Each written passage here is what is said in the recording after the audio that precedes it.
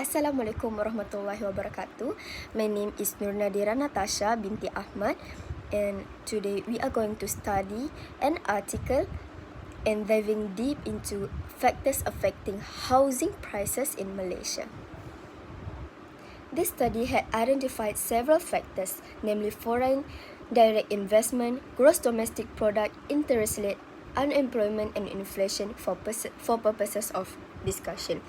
So, frankly speaking, I personally think that among all of the several factors, interest rate is the most dominant in influencing housing prices. So, it is stated here, if the interest rate increase, the cost of mortgage will hike up, causing people to rent and not buy property at the time being. When prices are high, homeowners will sell their houses, which causes the number of sellers to increase.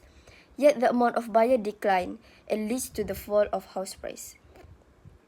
As interest rates are at its peak, people will be more careful in their spending, and the majority will start saving up, which causes people not buying property because of the state of the economy and their income. So I'm saying here is lower rates increase purchasing power and the pool of potential buyers, driving up demand because the supply of houses is relatively inelastic. It takes time to build new homes. The surge in demand pushes house price higher. Whereas higher rates reduce demand, fewer people are willing or able to buy, leading to less competition, longer time on the market for listings, and downward pressure on prices. That's here also, Wang et al.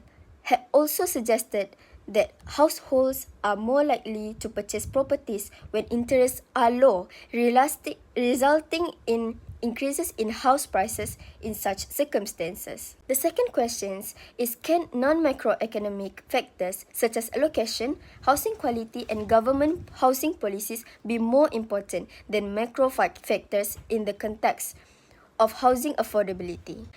My answer is things like location, housing quality, and government housing policies can be more important than macroeconomic factors.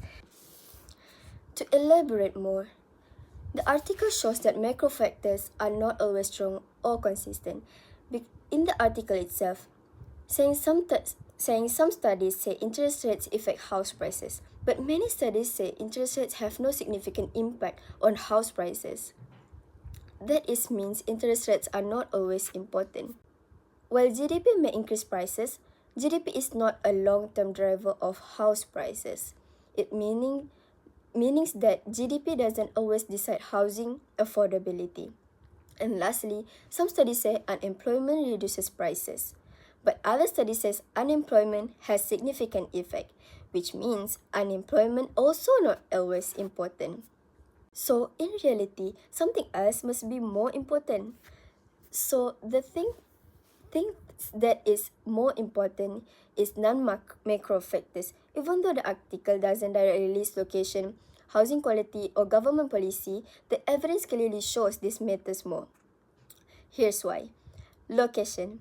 The article says FDI affects expensive area like KL and Penang, which is high demand cities.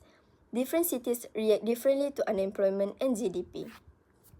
Well, this means a flat in KL is expensive because of KL, not because of GDP.